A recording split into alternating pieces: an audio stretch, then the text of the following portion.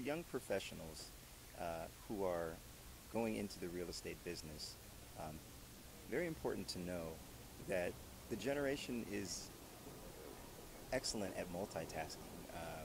They can do a lot more with the resources that they have, with the technology, with the phones. It's really about finding the best and the most collaborative way, the innovative way to get good feedback, to get great ideas, and to apply them. There's no, I think the whole linear way of doing things, or the perspective, has a lot more depth. There are a lot more dimensions and a lot more ways to get things done.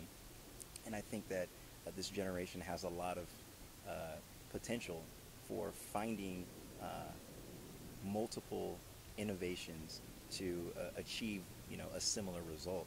And I think it's great to know um, that that the generation wants to do that. They want to do a good job. They want to make their supervisors happy. They want to be able to have a place to give that feedback and to express their ideas. Establishing some type of information hub so that they can convey their ideas and express themselves. Um, I think that's the most important thing that the generation wants to do. It's a very positive environment, a very collaborative environment for them to be able to do their job without being overly micromanaged. And overly micromanaged is, I guess, to give an example, is like rote activities. Do it again, do it again after that. Do it the same way. And aside from, rather than doing that, it's more about, okay, you did this, try to do it another way, or what do you think about this, and getting that feedback in order to do those things.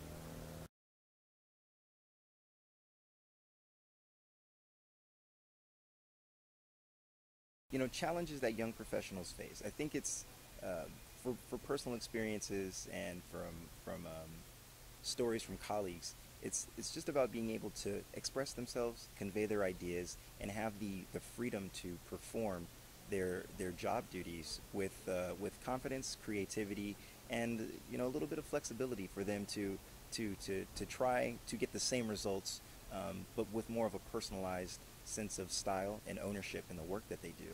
I think trying to find um, or define one's identity in the workplace is extremely important, because they want to be able to take ownership and pride in what it is that they do, so that they can say, this is what I'm doing, this is what I've done, this is a part of me, this is my work, and without compromising the integrity or the mission, or the day-to-day operations of the corporation that they're representing, the company itself. So it's really trying to find that balance, that frustration of not being able to say, this is my idea, how can I do this? Or this is my idea in terms of getting this job done. You run into a conflict with a corporate policy or corporate culture with the individual. And I think that could be very frustrating, and it is frustrating when someone wants to be able to do the best that they can, but they find themselves either in a glass box, or hitting a glass ceiling, and not being able to apply their creative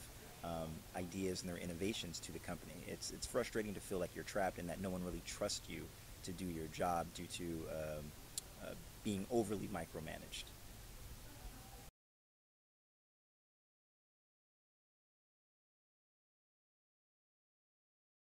I went to school at UC Santa Barbara. I graduated in '04, and after that I wasn't sure what I wanted to do. So I went to study at the American University in Cairo, in Egypt, for 2 years. Did a program in Middle East Studies, master's program, and I took a myriad of courses, language and economics, and did it more for personal reasons and just learning more about culture and things I didn't know.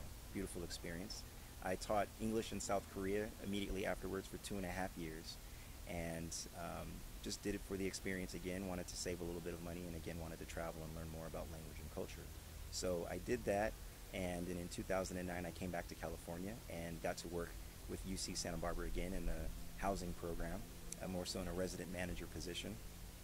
And in those 4 years that I was there, decided that property management was my passion and what I wanted to pursue, and my director was wonderful and referred me to a gentleman who lived in Santa Barbara. He already had his CPM and was raving about IREM, and that's what inspired me to really pursue IREM and attend conferences. And in sharing my story, which I really encourage professionals and senior executives and people who are looking to hire and recruit and retain young talent, share your stories. because for young professionals, there is no linear path. You're always feeling like you're not ready, or maybe your path isn't traditional, and it will be accepted. But in learning about other people's stories and how they fell into their position in property management, it really gives perspective and encouragement.